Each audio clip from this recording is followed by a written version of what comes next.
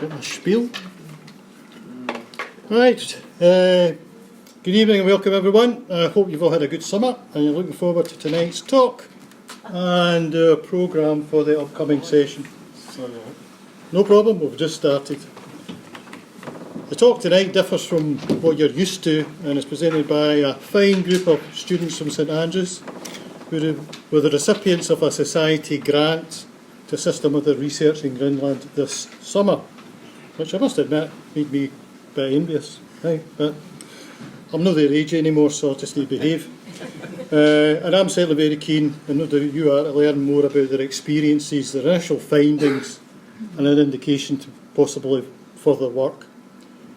I have titled, with their permission now, Mapping in Qassiarsuk, Greenland, a Geological Study and Adventure. I've also put in my notes here, I hope I pronounced it right, but hopefully I have. Kind of set the scene of Qassiarsuk. It has the huge population of 39 people, or it did so in 2020. It's part of the Kukiaka World Heritage Site, due to its historical importance as the homestead of Eric the Red, and its unique testimony to Greenlandic farming. The current settlement dates from 1924 and was Greenland's first sheep farm. As well as sheep farming, there is a thriving tourist industry in the area with Norse ruins and the reconstituted or reconstructed Thothilar Church of Brattelied.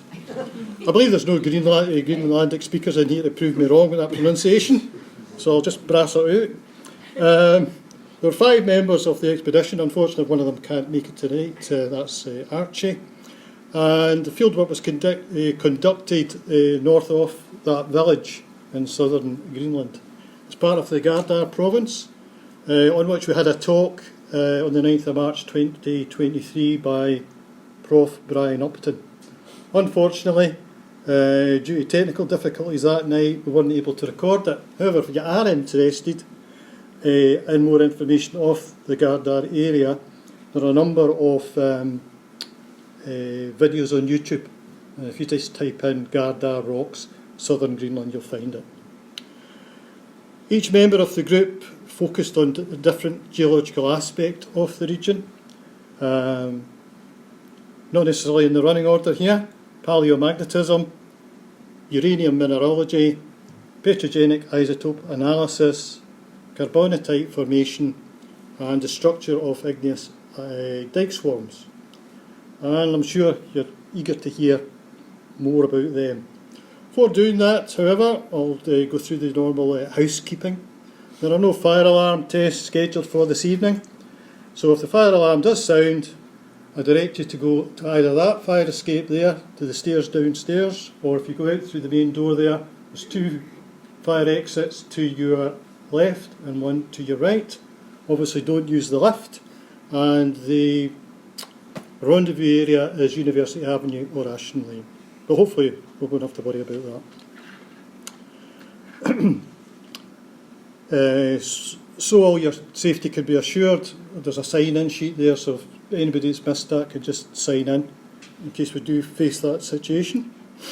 Our 4 speakers tonight are, and I never asked Ula how to pronounce her surname. Filipovich. Archibald Davis isn't here. Isla Farrell, Cameron Gunn, and Henry Lodge.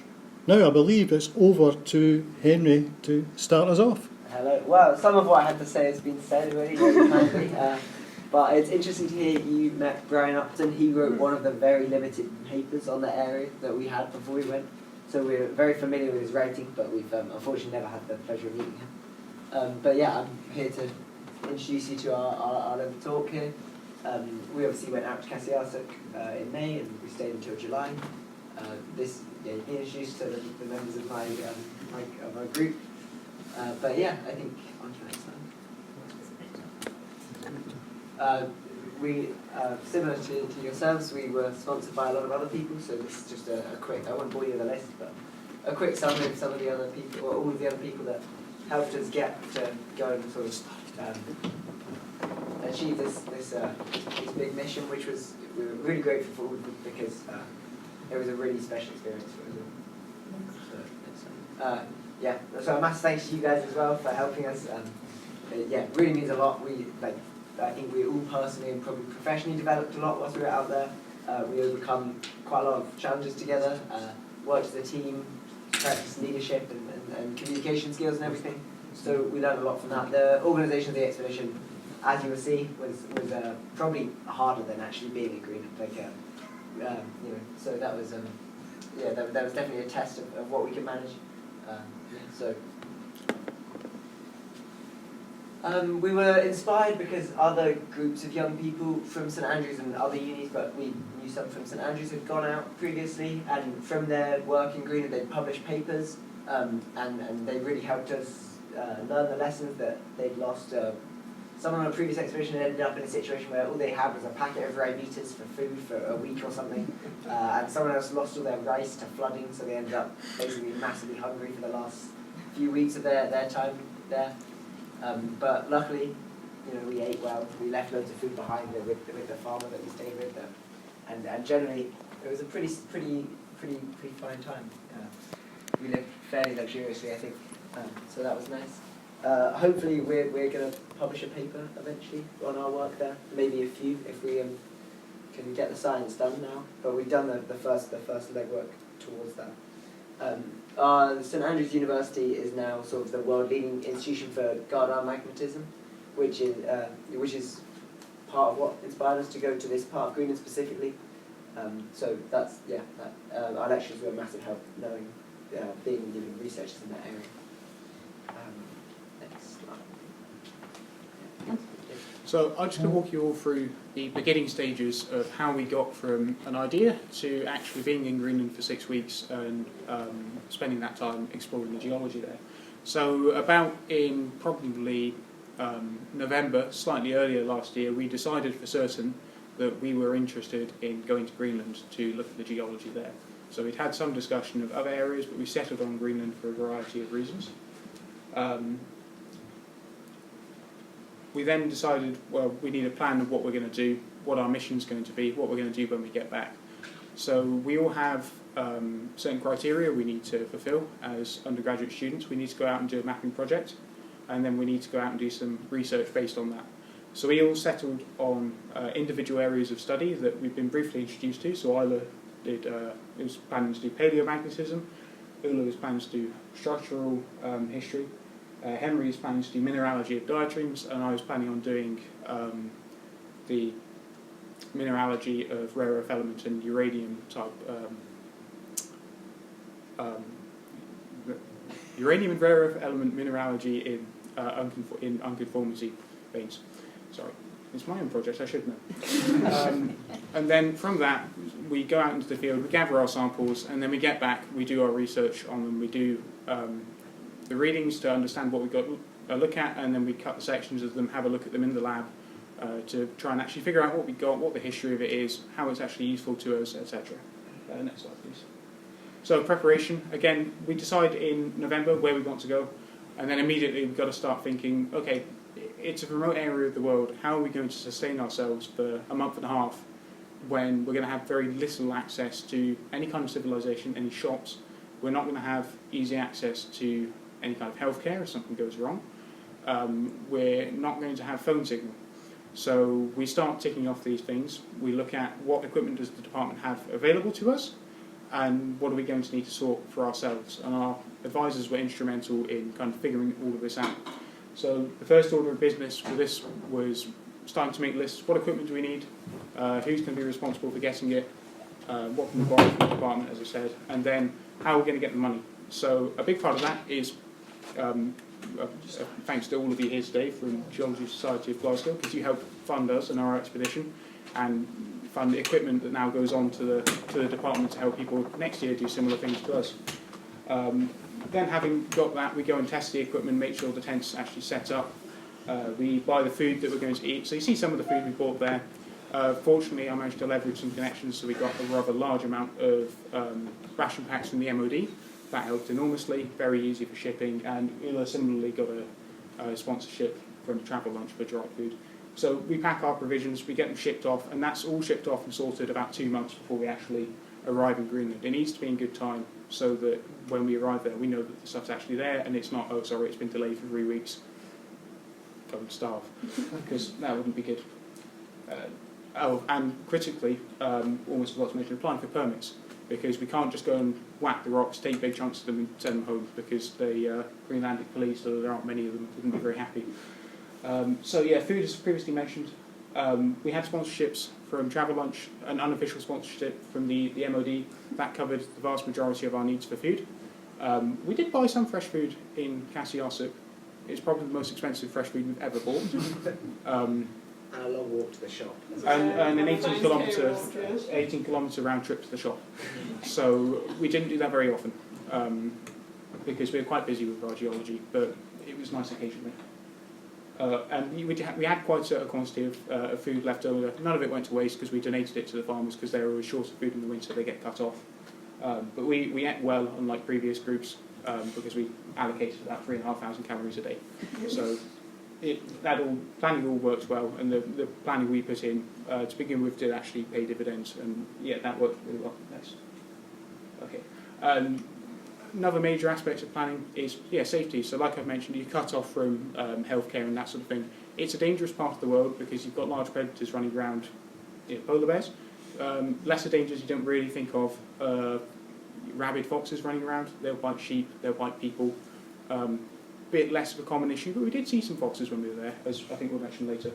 And then smaller things, but still issues and can be real problems. Just even mosquitoes, because it sounds relatively innocuous, but mosquitoes bite people. The bites can become infected.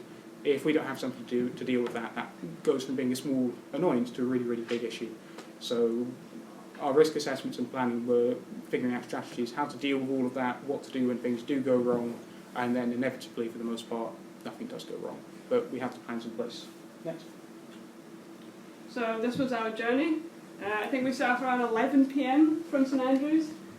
We got an overnight bus to Edinburgh Airport and then started the official journey. We got a flight to Copenhagen and then Copenhagen finally to Greenland. And we got there and we got straight to it. This is us unpacking the shipping after being apart from it for months. And then we had to take a boat over the fjord to get to Qassiarsuk. And obviously from there we had our trek up to camp, which thankfully was saved by a local with a car. There she is. This is with the Toyota, that's the farmer we stayed with. She was really, really cool. She was really present in the local community and the politics there.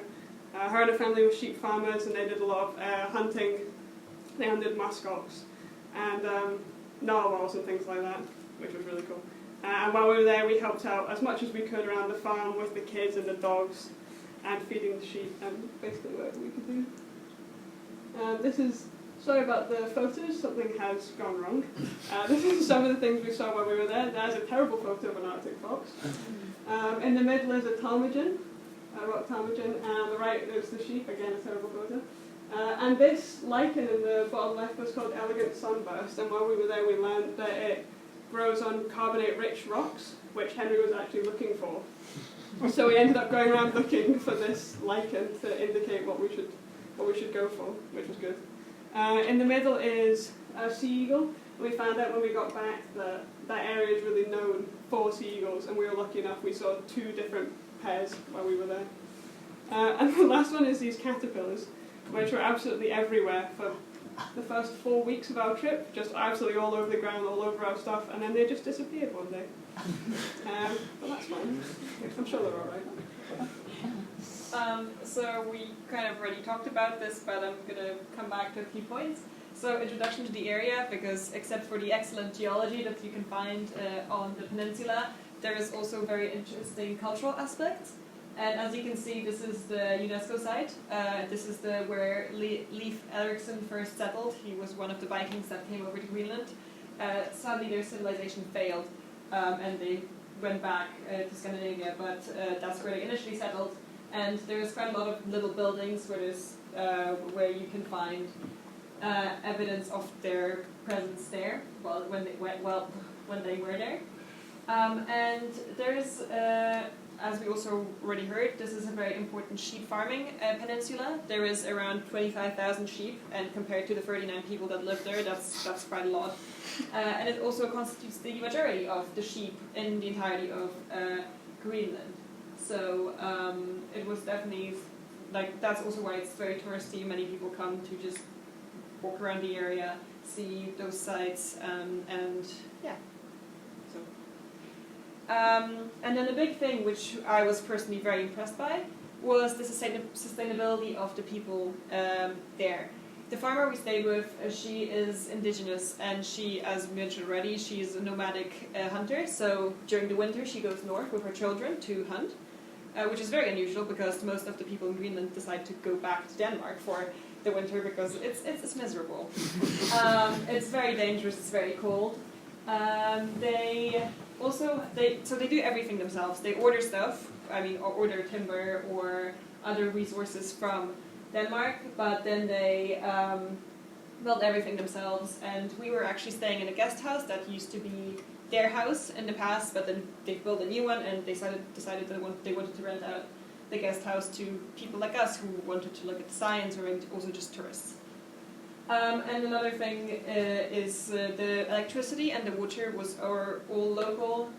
They used hydropower from the melting glaciers, and then just also the water to drink. And most of the year they actually have a lot of electricity. They made us leave on the lights because they had so much power that they couldn't actually get through it. And they hunt a lot, they scavenge a lot. Here on the picture, that's the food that we bought from the farmer on the first night. It's fish that they bought, and then there is some shrimp that someone had scavenged, and then they exchanged them for something else.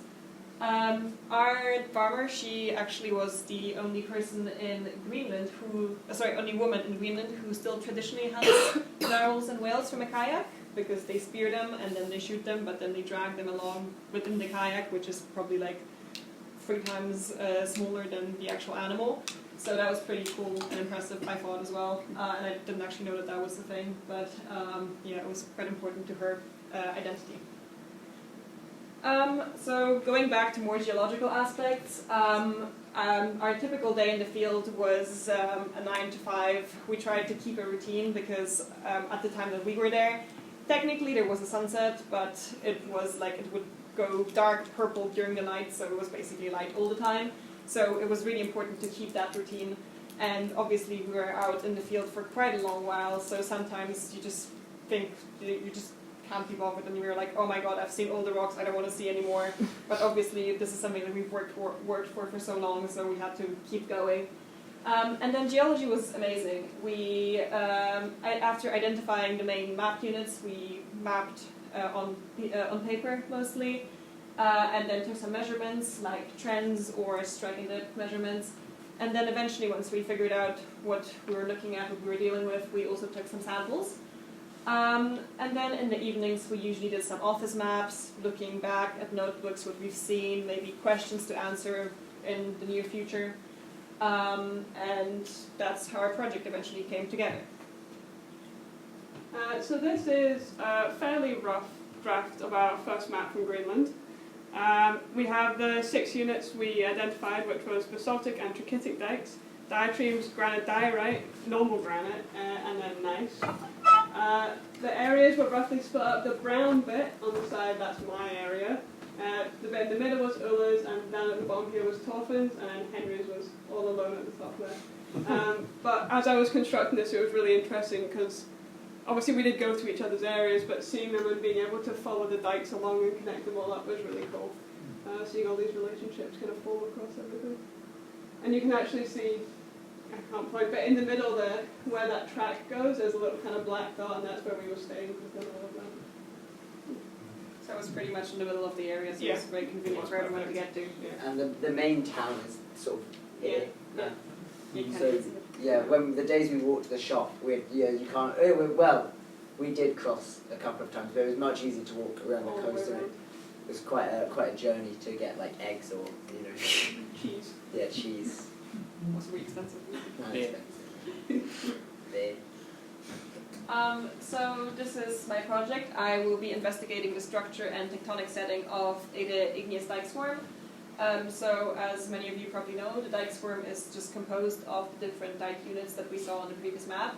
It's mainly trachytic dikes and basaltic dikes. Could I actually go to the next slide? Thank you. And I will try to link this back to tectonic setting. There is the very famous Garda rift zone, which probably caused the dikes to intrude in the way that they did. And we mainly had the big trachytic dikes, which were around 12 meters, but there was also some up to 24 meters.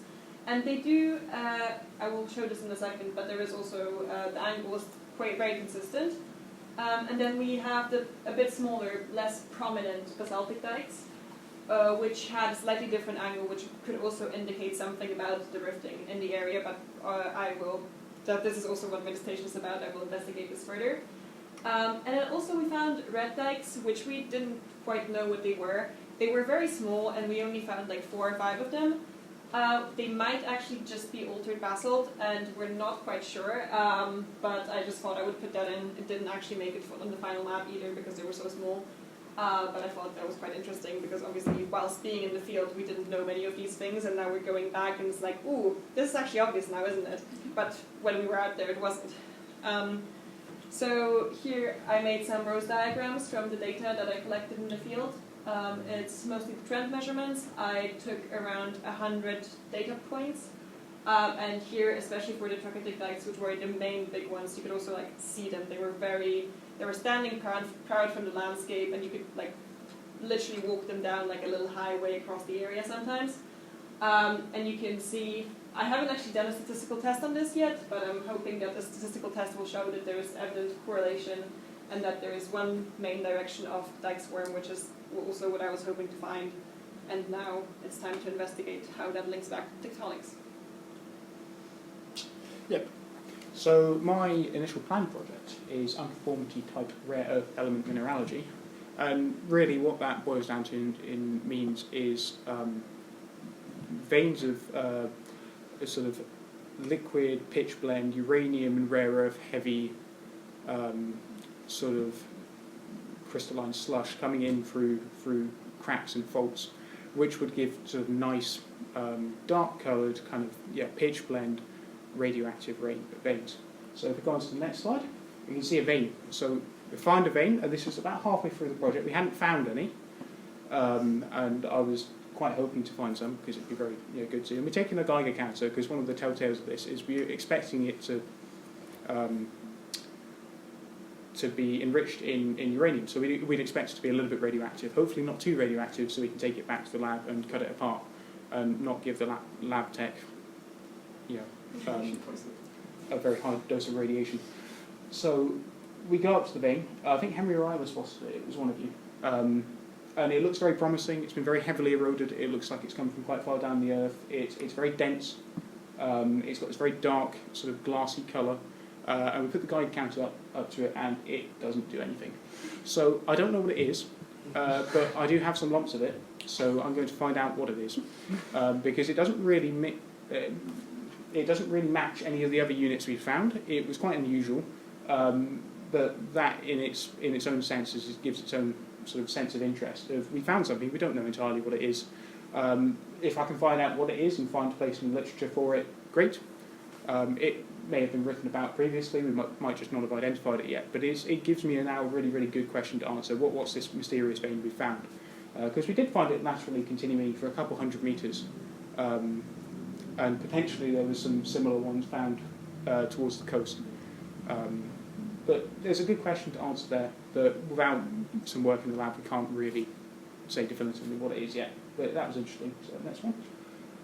So I thought I'd show you some sort of fairly spectacular features. These are pretty interesting. So this one on the left of the waterfall is one of these trachytic dikes, where you can see quite evidently the sort of foreground on it has preferentially eroded, and it's giving you this nice big flat-faced waterfall. And I thought I'd show you this one because it's a very pretty picture. It looks good, and it also just shows you how the different types of rocks behave differently. And this wasn't great to get measurements from because the front of this is obviously not flat. That's been eroded away and weathered quite heavily just by freeze-thaw action and other things. So it's not great for getting measurements off, but it is good for showing you a kind of almost cross-section of it and how these dikes propagate up from the earth in like almost big sort of sheets of paper, and you get these big walls of this trachytic dike, and it just shows it really nicely. And this picture on the right here was one of these basaltic dikes that had large, we think they were Norphosite phenocrysts in them, or possibly we've discussed xenoliths. Yeah, alkali feldspar. So there's a couple of different ideas of how these have got to be so large in this really quite fine basalt. One of these is there's a protolith down below that was mostly made up of it, and this basalt sort of blasted through it and has just taken them with it.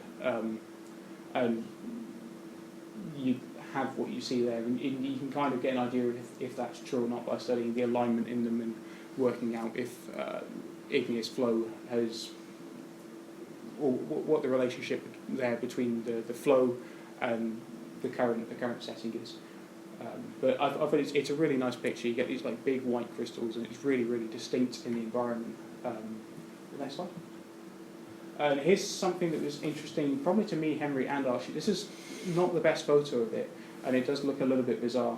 But this was an outcrop of the diatreme we found, and I like to show this one because we kind of looked at it and we sort of went, "What the hell is this?" But what we actually think it was is it's one of these diatremes that's come up, and they kind of create these sort of fast-moving pipe eruptions that sort of blast up from really, really deep inside the Earth. And we think that chunks of it around the edge have sort of fallen into this, and it's left this sort of brecciated texture, that we call it. And you can see the pink is the xenoliths, so it's that remnants of the outer wall that's sort of fallen into this diatreme. So I thought I'd show you some of that, because it's interesting things that we found, and we looked at them and sort of went, what on earth have we found? And I was trying to make sense of them. On the other hand, we might take some of these into the lab and have a look at them, and our professors will say, what are you talking about? And then we'll discover that we were actually wrong. But we'll see. Only time will tell. I think that's one, two. Yeah, this is my section. I'm hoping to reconstruct a paleomagnetic history of the area we were in. So basically, when I was there, all I did was make a nice geological map and take a load of samples back to do analysis on. I took samples of mostly the basaltic and trachytic dikes in order to run paleomagnetic analysis on them. This is my cross-section draft. This is what I've been doing the past few days. So as you can see, the trachytic and basaltic dikes, just running vertically through there. This is also a draft, so as I work more, I want to work out the dips of the dikes and also the cross-cutting relationships. And we saw a lot of the dikes converging and diverging, so I'll put that on there as well, fingers crossed.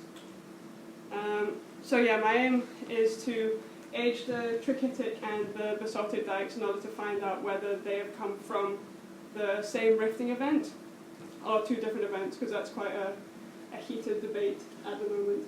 So hopefully I'll be able to provide some answers on that. And yeah, also the cross-cutting relationships with the two dikes. So yeah, Torfin gave you little spoilers into the rocks that I'm looking at, but I was looking at the diatremes. Is it possible to go back to the map? It's quite a long way. So my area is to the north, and these blue blobs that you can see in my area, they kind of elongate and they run northwest to southeast, and then you can see some near the coast and sort of scattered around. They represent the base of a now obviously now extinct volcanic system, but unlike most volcanic systems, they had carbon-rich magma and lava in them, so they fizz when you add acid to them, which is very unusual. We can go back. So yeah, I was looking for me having a little sleep on some rocks, but they had some strange minerals in which were very hard to see because they're volcanic, but then some familiar favourites, like there's some nice pyrite there and some chalcopyrite that's rusting. So yeah, they're quite interesting rocks. I spent a lot of time going around with my acid, just sort of testing surfaces and looking for this nice lichen, which we showed you earlier, the orange lichen. And then, yeah, as Torfin was saying, in this photo on the left, there's some nice angular chunks of the granite and the gneiss that were the sort of host rocks for these that have fallen back into the pipe as it's violently erupting. So I was just mapping out the base of this volcano system. The next slide, please. So these rocks are 1.3 billion years old, but currently there's a very similar, well, what we think is a similar volcano actually in Tanzania, Old Donyo Lenge. But in this photo with my boot on it, you can see more gneiss that's all pointing the same way, and you can also see this knobbly bobbly texture, which they're the two different lavas that, if you put oil and water, they separate into those balls, and that is what we're seeing there from two different types of rock in the same pipe at the same time. So there's a lot of questions to ask about that. Why is that happening? Where's that come from? There also can be, I think, next slide please, they can also be host to some of the battery metals. So that's interesting. And this area was last mapped in the 1960s, but very broadly.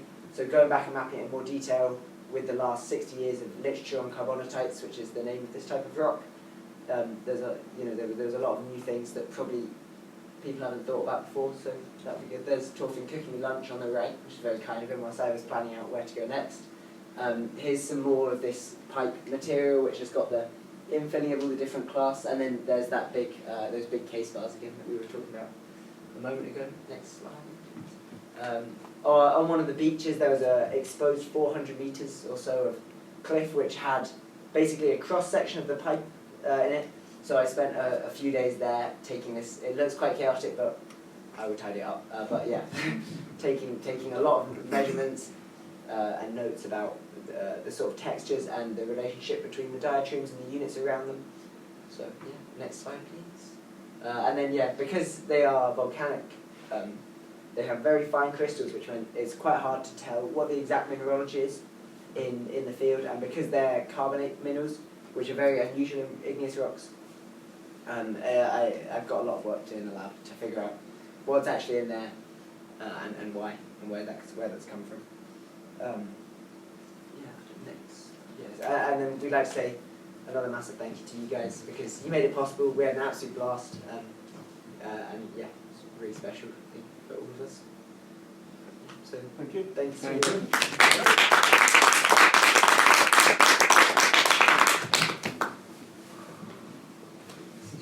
We'll take questions. I don't know, you can address them to us specifically or to the whole group. Well, one thing that I would like to understand, it takes a while in the field to get your eye in when you go out to an area. You presumably have never been there before. Yeah.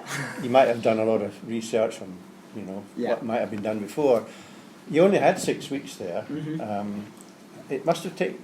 How long did it take you to sort of actually start to get your eye in as to which rocks were which? And We actually did like 5 recce days at the start, where we went basically to all the different areas around us and had a look at all the different rock types and tried to start identifying them before we even started doing any proper mapping. Right. And I think it's worth mentioning that you and Archie went to an area previously identified in the paper to look at some of the rocks they'd identified to help get a bit of an eye in. Yeah, we tried to recreate this other paper that was done by some other students in 2016, I think, and they had mapped everything wrong.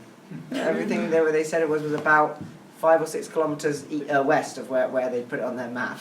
Like almost just a direct translation. So I don't know if they had some permitting issues for that area, but it was there was something a bit suspicious going on there. We were also lucky enough to have previous groups working there actually are one of our not really supervisors, because he's a PhD student, so he's not allowed to be a supervisor. But his station was on the other side of the fjord, and he showed us some of the units that he had found in his area. To be honest, Curtis was a great help for us, because he sat us down in the lab and said, "Look, this is what you might find. It could be completely different, but this is what I saw, and you're potentially looking at something very similar," and that very much helped us. And then I think it's also important to remember that this is in the field. Like, a lot of things are going to come out in the lab. There's a lot of things that we might have done wrong in the field or call the unit something different.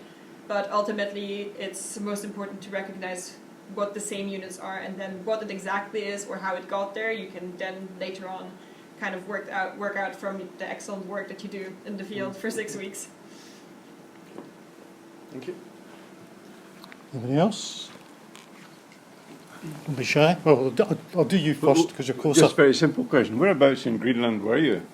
We were towards the south of Greenland. I actually want to add that on my map. It was the very south of Greenland. What was the area? Qassiarsuk. Well, the south side, but there was Oh, we were on the side of the Eriksfjord. Sorry? We were on an offshoot of the Eriksfjord, in the south, the very southeast. So you're on the east coast or the west coast? The east. east, The very east coast. southeast corner. Yeah. So how far north from the south tip of Greenland? A fair way, Right. but so we were sort of nestled up against the ice sheet just a little Ah, bit. right, But okay. a fair way, but yeah. That's It actually gave us a really interesting view because if you stood up on the hills, it looked like we were in a bowl of mountains, Yes, that's true. which was a little bit unusual. There was actually a way out to sea, but it kind of was upward terrain on all sides of us to a degree. And you blow out again to the, Yes. just about there? So it was really important to actually find an area that would have enough snow melt because Yeah. obviously there's no point in going to look at the rocks, they're all covered in snow, we can't see them. So we had to find an area that was going to be low enough and with a sort of fair enough weather system that it would be warm enough to melt everything out for sure by the time we were going there. Which it worked really well for that purpose and also meant that we weren't battling the elements too much while we were there. Yes, as we showed, we also were super lucky that we had a farm in the middle of our mapping area because we found interesting geology and a safe place to stay because obviously this is a very tough environment where groups have encountered in the past, but it can be really dangerous. So we were just lucky to find a place that was of interest scientifically, but also safe enough for us to feel comfortable. Yeah. Can I ask you, what was the tectonic background to the dikes? Do you know what actually, when were they created, how were they created, and also are they at the same time as the diatreme? Were they similar ages, or That's is it basically my project. Is that what you're So working my on? project is basically to look at whether the two dikes were in quick succession or quite far apart, and also to do the same with the diatreme to see when they all happened. I mean, we saw the dikes cross-cutting the diatremes, so we know that the diatremes came first, and also the diatremes don't have any parts of the dikes in them.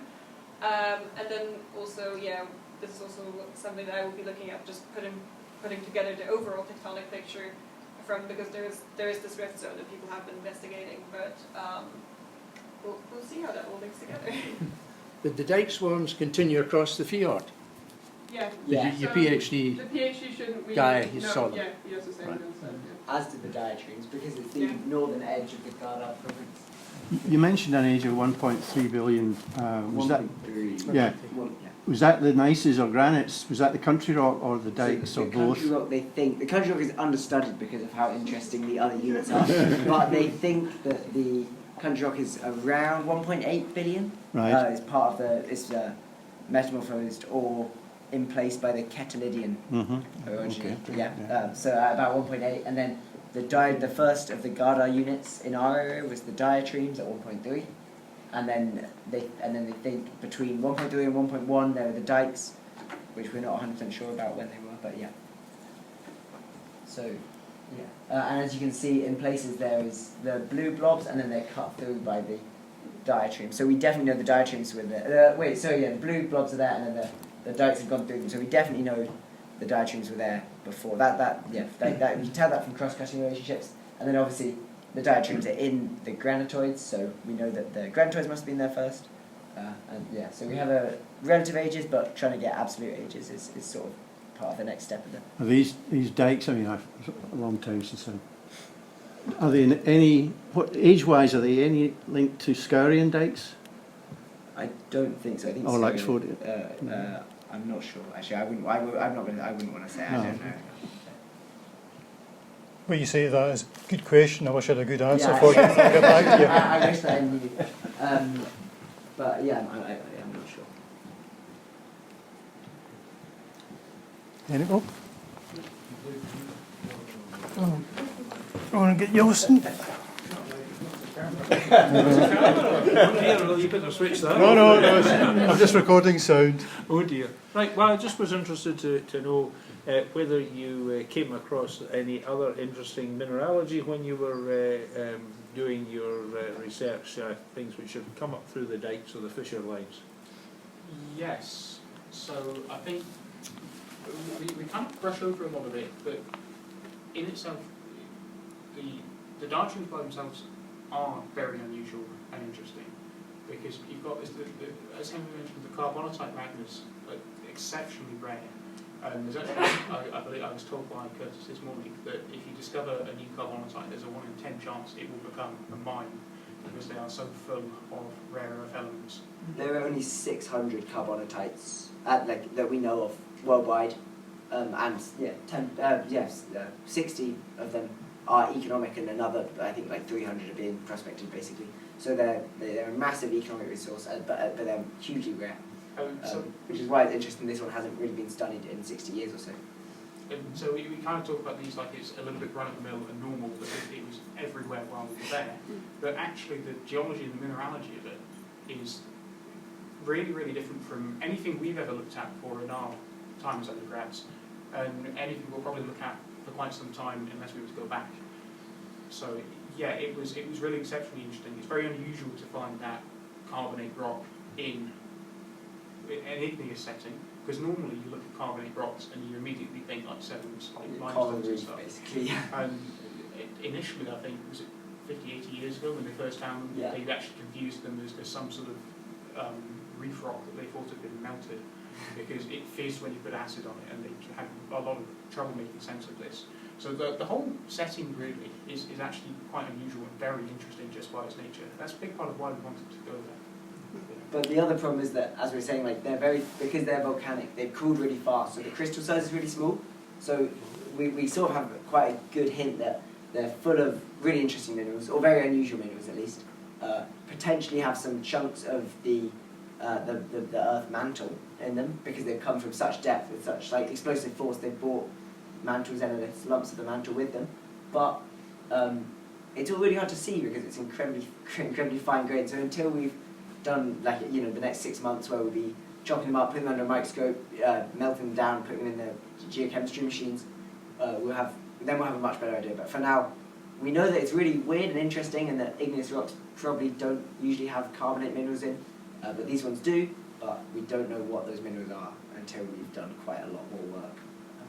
There was one theory I thought that carbonatites as a magma Yeah. type, it may be out of fashion now, might have been related to miscibility differences between Yes. a silicate melt and a carbonate melt. Can we go to the knobbly? So this lapilli texture, not knobbly probably, but this one. In this right-hand image, that lapilli texture is the liquid immiscibility, or could be. That's a theory for how that is like that. That's it's one liquid host inside another, and they've both been like flashed frozen. I'm sure you know Aldonja Lingai was the site of one of the St Andrews professors, Barry Dawson, who he basically was on Aldonja Lingai when it erupted in '62 or something. Oh wow. I didn't know that, thank you. Oh, you better do some research there, that'll get you some points. But also going back to the mineral question, because I consider myself a structural geologist, so I mostly work with numbers. I work around with my compass and take a lot of measurements, basically. And I took a few samples, but those were not like that important to my project. And then one of my side quests on this trip was to get nice samples for my friends, because everyone wants cool rocks from Greenland. And we found some really nice purple rocks, like we probably think it's some sort of amethyst alteration. We found some gem quality quartz that was like red towards the end, like you could see the perfect crystals that were like red at the tip. So it was maybe a different mineral, maybe it was just some inclusions in the quartz. But we did see some very pretty stuff. And also, I think that's actually on the previous, on the previous slide, you can also see the pyrite, which just looks like perfect cubes of gold in a black rock. So they just shine so much. So there's definitely also some very pretty and weird minerals there. So what's the chance of hearing of a new discovery of a number of minerals, perhaps named after yourselves? No, I don't think it's that high. I think people have been pretty into carbonatites for like 10 or 15 years, I think, and they've found a lot of really weird minerals, but I'm not sure we'll find any new ones. And actually it's a really bad practice to name a mineral after yourself, so it has to be the professor that taught you. Because I remember from Brian Upton's talk, the chemicalization of the rocks is so unusual, going from chlorides to bromides to iodides, so. I think these have cooled quite quickly, so we'll see less of that. But until I get them under a microscope, and then maybe into the SEM machine, I have very, very little idea. Well, I'll have to be on the watch for that and see if a new mineral discovered, or 2 or 3, whatever. Ian?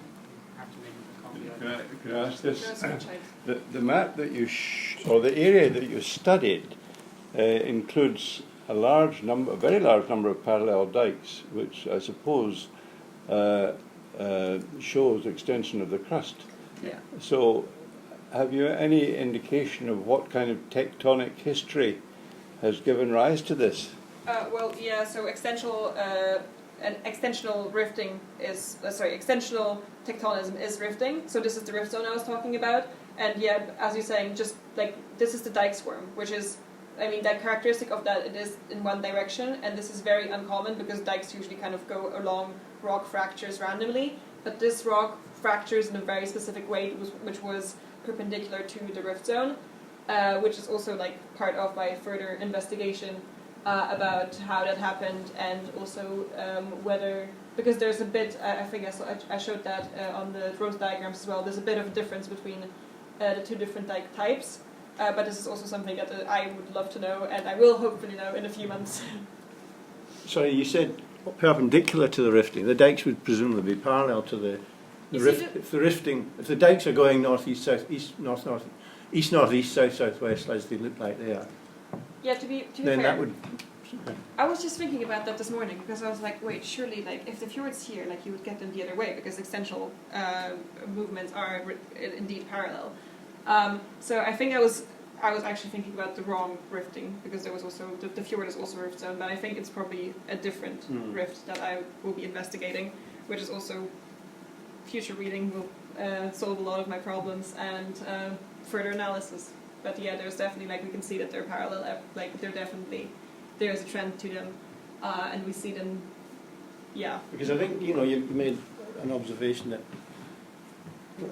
dikes sort of come up fractures which can be random, but that's more, I would have thought that's more sort of veining in a sort of chaotic environment. Rifts, I mean, like the Scottish, the tertiary dike swarms, and they tend to be along regional regional directions. Yes, but not quite in this amount. Like, this is quite a lot of dikes to come up in the exact same trend. Like, there is a statistical correlation there, because yes, there is, I mean, obviously there's like foliation, that are natural weaknesses of the rock, which dikes tend to come up with, but come up out of. But this is just so many that you know that this is a dike swarm. But, I mean, that was the reason I asked about the Scurrian dikes, partly. I mean, up in the northwest, the dikes cutting the Lewisian, and they are virtually parallel all over the northwest highlands. Yeah, but West Coast. Are they also not considered a dike swarm? Yeah. Yeah. So yeah, that's probably something similar that we're looking at, but this just has not been studied very well in the past. And also, I think we're the first group to recognize that there is multiple dikes here, because when we looked at some very old maps from the 70s, they all kind of just like had straight lines running across. Oh yeah, with multiple units in, but I think some of them have the basaltic intricacies. Maybe, yeah. Are you going to be able to date these dikes? Well, this is what I was hoping. That's the hope. You are, Yeah. You'll be There are a lot of issues associated with paleomag. There are a lot of things that can go wrong, so I have a fallback kind of thing. But that hope is to date the 2 different types of dikes, the diatremes and maybe the host rock. We'll see if we get there. A non-geology question. Were you prepared for polar bears, and did you actually come across any? So, the first answer is yes. We were prepared. Yeah, we were definitely prepared. Yeah, we had what we called bear cams, which had 3 different types of flares and also screechers in them. 2 different types of, we have long range and a short range flare. So we had everything we needed. Didn't have a gun, did you then? No. Well, in discussions with our the university staff, they decided if we had a gun, it meant we were sort of willing to encounter polar bears. But if we had flares, we were just ready to. And that was a distinction that we had to walk. Also, yeah, according to our supervisor, it's very problematic for insurance purposes to carry a weapon. Yes. Did you actually see any at all? so we didn't see any, but there was one that we were told in the morning was shot On about day 2. very, very early on, we were shot about 4 kilometres west of where we were staying. At the end of our valley, so we were in this valley here, and then it was shot sort of down here. Would they shoot them routinely if they see them? Yeah, they That shoot them fast, almost immediately. Yeah. That one was in their barn, though. It was like Yeah. in their property, and they woke up and were like, oh, okay. And then about 3 weeks later, so we're about halfway through our project, a bear appears right up to the top of the brown zone. And me and Isla were working down about here at the time, and Archie and Ulo were about there. So they were quite close by, never actually saw it, and the entire village turns out on their quad bikes with their rifles trying to shoot it, and it just disappeared. So we don't know where it went. Yeah. Certainly suspicious that 5 went out and 4 came back. Well, Archie is also the biggest one of us. Curled over bait. Couldn't run as fast. But they never found it, and we just spent 3 days sort of cowering inside waiting before we decided that it was probably gone, so we would venture back out. Yeah. But we realized how bad it was because it was me and Archie working up there, and we realized how bad it was and how close of a call it could have been when we came down the mountain, and they were like, "Oh, did you guys see it? Did you see it?" And we're like, "Okay." Luckily, we did not see it. Can I just ask, on your map, about 2/3 of the way down to bottom left, there seems to be a thinning in the number of dikes. Yeah. Yep, just there. Yeah. And an absence of the diatremes. Is there anything in the geography nearby that suggested some change? So there's a couple of things there, because it's my mapping area. So 2 parts to that. One is how I've interpreted my data. So I've got my field map, and then this comes from my office map. So part of the reason is now we're back and we have discussions with the supervisors, and they might say, look, you've got data on the east, maybe a slightly different interpretation makes sense. And as for the geography, the reason I won't have bits in where the cursor is right now is there are just some areas where it's really heavily covered by grass, or it's been eroded slightly differently. So we go over it and we don't see the trachyte appearing, and because we don't see it, we can't mark it on the map. So then we get to this stage and we sort of fill it in. We sort of go a little bit unsure, and that's when we bring it to supervisors and they'll advise on what the best course of action that is. There was also quite a few big lakes up there. Yeah, Sorry. because they're all seasonal. Yeah, you can't see them because the way I've done the map, but there were quite a few big lakes in this area as well, which we obviously couldn't get to. Yeah, but I mean, there's lakes on the maps, like from the satellite maps that we had, and Yeah. they were there, but there was also additional lakes because they seasonally appear and disappear, and obviously we went towards the end of May, so that was pretty much when the entire snow just melted and was just sitting there. So some of the lakes got smaller, but they never fully disappeared. Yeah. But I think towards the end of August, the beginning of September, it would have been even more exposure because, yeah. And as for your part of the question about the diatremes are a bit of an unusual one because they can stand quite proud in the environment because they're very competent. But at the same time, they weather really, really easily. So they kind of look like this kind of sort of horrible muddy brown. So it might be in areas that they've eroded out slightly more, that they've just been more attacked by the glaciers, or for whatever reason they're just not as present. Maybe they've weathered into soil and grasses can't come over them and they're just not visible when we get to them. Or there might just be a bit less density in the area. But yeah, lots of potential reasons for that. Yeah. Thank you. Given the age of these rocks and the amount of erosion which would have occurred above, have you any idea at what depth they were actually formed originally in the Earth's crust? So for I don't know anything about the dikes. The granitoids, really, they're like sub-origin. So they're underneath a mountain belt. They've been emplaced during 1.8 billion years ago-ish, is the thought. So they were very deep, like on the order of kilometres deep. The diatremes, because they're so fine-grained, they're thought to have been below, maybe up to 5 kilometres deep, I think is the estimate that they're given.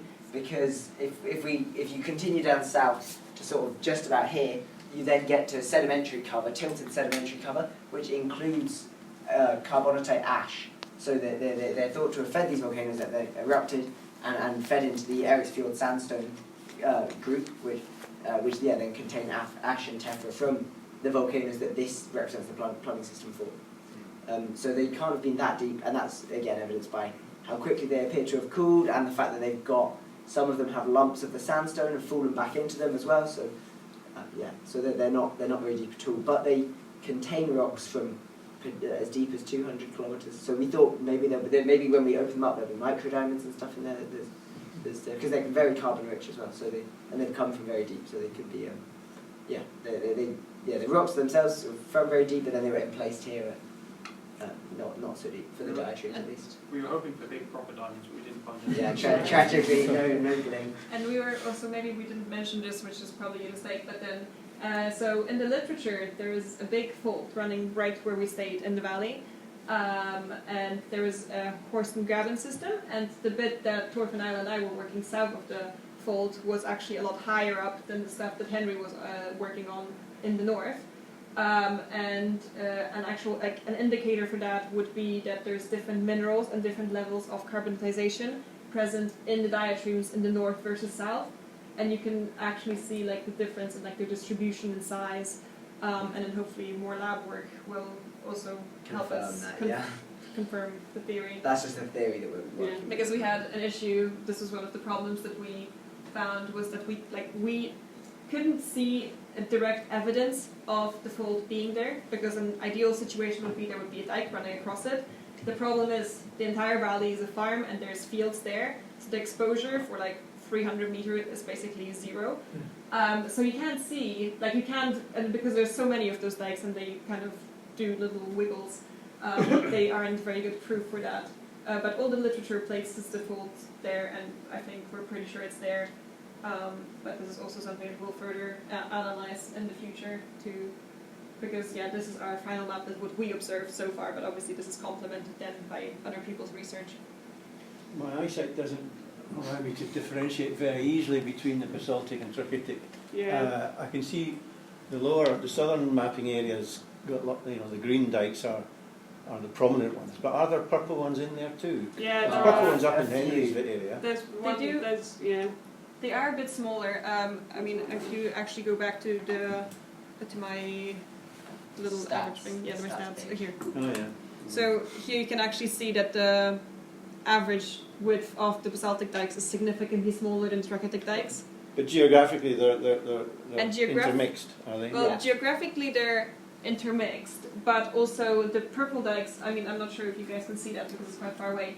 They start at the coast and they're very prominent on the coast, but then they kind of run out, and in this bit over here there's not a single basaltic dike. So this is also something to be further investigated, but this is also what Isla will be looking at why the dikes were in place and when, because also, I mean, the difference between trachytic and basaltic is the presence and absence of quartz, like cyanide versus quartz. So they seem to be quite different, but then they're kind of similar enough. So this is also a big question that we're going to answer, hopefully, in the future. Did you find that any of the intrusive material used the same fracture line? You know, so you could get two dikes of different material next to each other? Sometimes.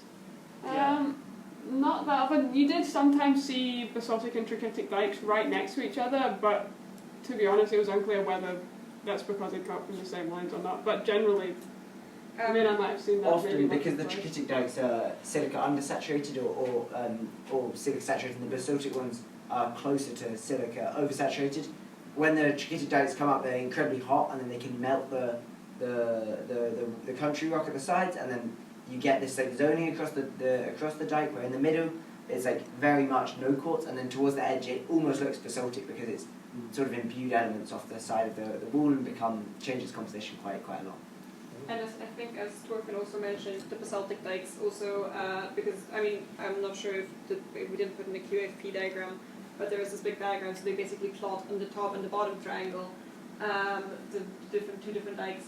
And then the basaltic dikes, which were the smaller ones, actually have a lot bigger phenocrysts of what we presume is K feldspar that they pulled out of the host rock, which also, I guess, will probably help us answer some questions. But do you think, I mean, these phenocrysts of feldspar that you showed in that picture were so euhedral and almost equidimensional? They were pretty perfect. I mean, to have them as xenocrysts as opposed to phenocrysts.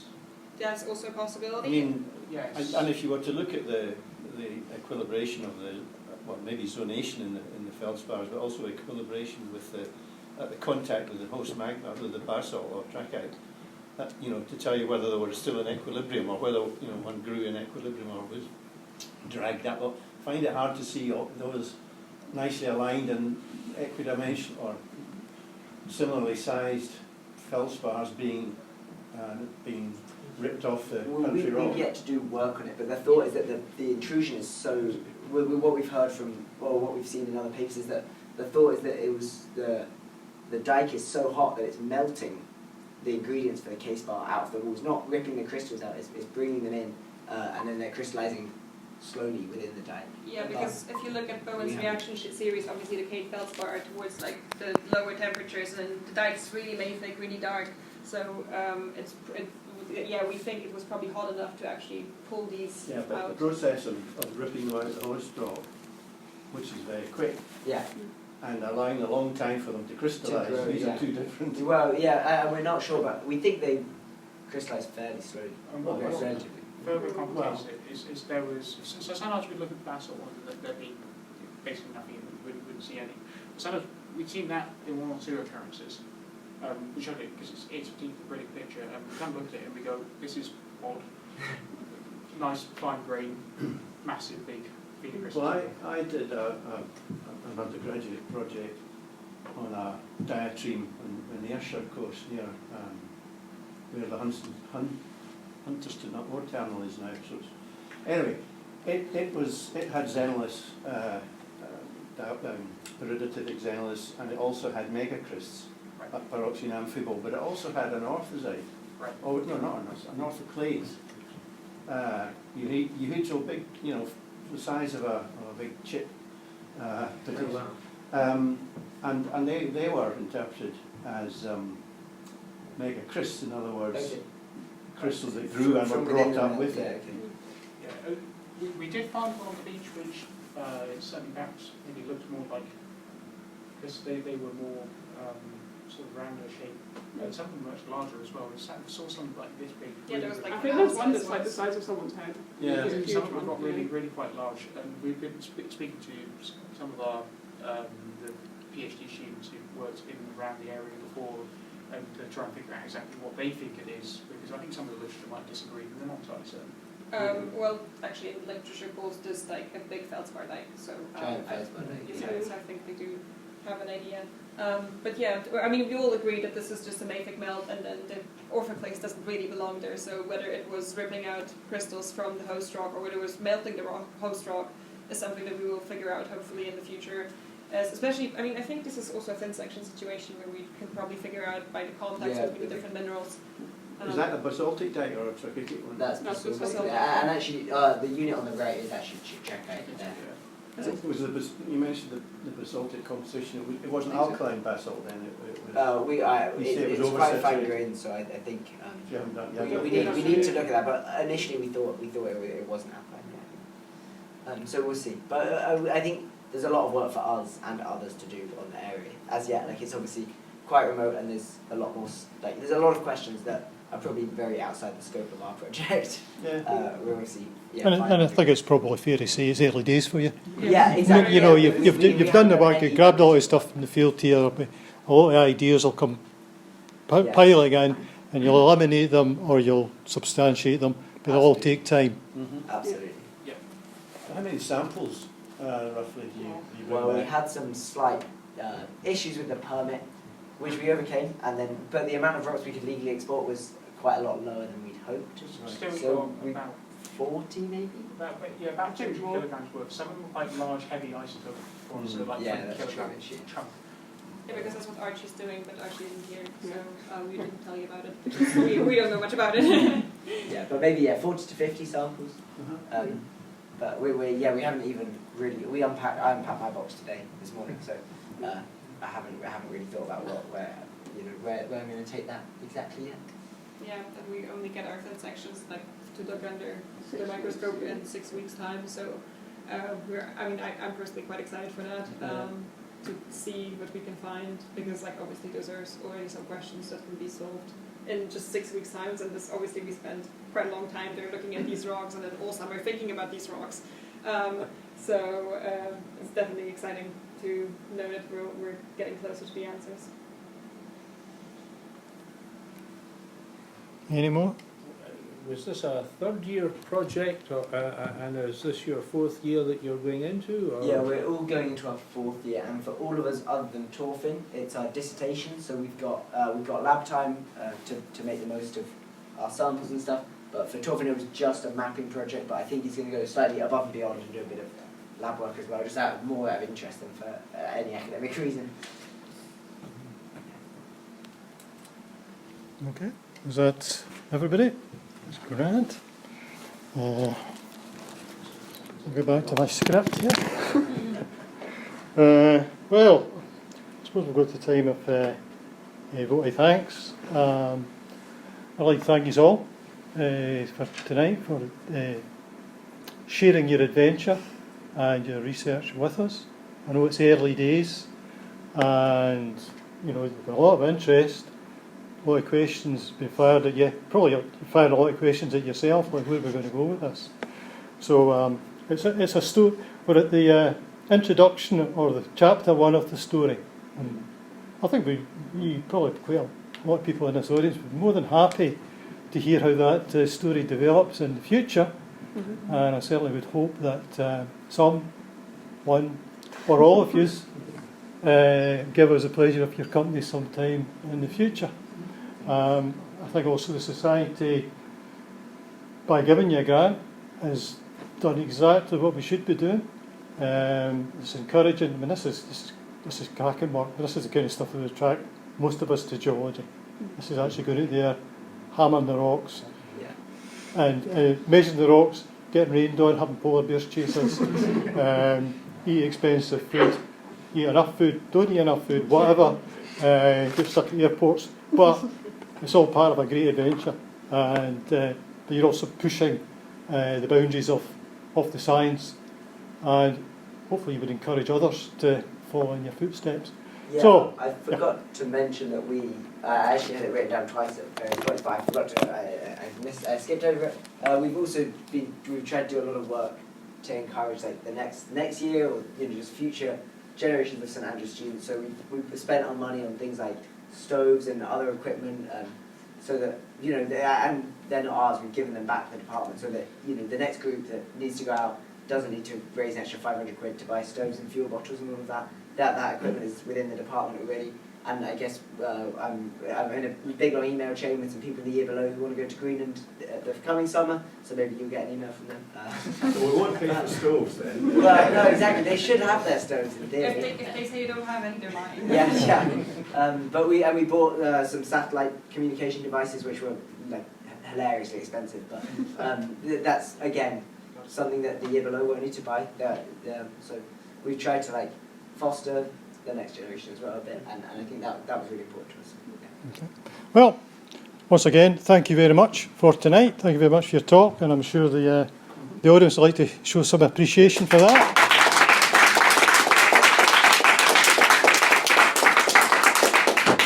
And hopefully we will see you sometime in the future. Again. Right. Okay, let's see what else I've got here.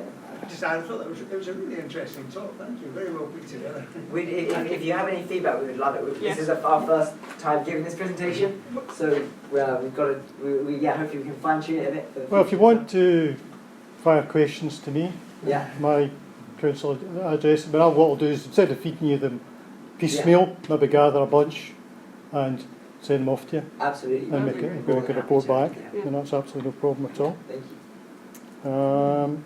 Right, the next lecture is Thursday, 10th of October, here again at 7 o'clock.